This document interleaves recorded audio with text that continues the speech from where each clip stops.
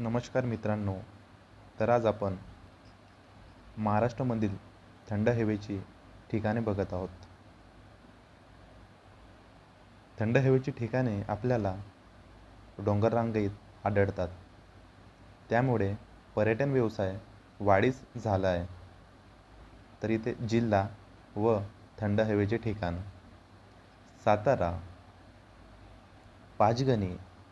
पाचगणीलाच आपण महाराष्ट्राचे टेबल लँडसुद्धा म्हटलं जातं. सेकंड आहे महाबळेश्वर. कोल्हापूरमध्ये आहे पन्हाळा.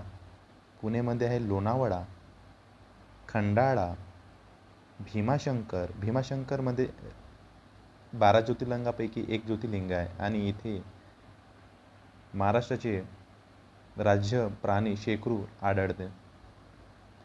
रायगडमधील माथेरान, रत्नागिरीमधील दापोली, सिंधुदुर्गमधील सावंतवाडी व आंबोली. आंबोली महाराष्ट्रातील सर्वात जास्त पाऊस आंबोलीमध्ये पडते.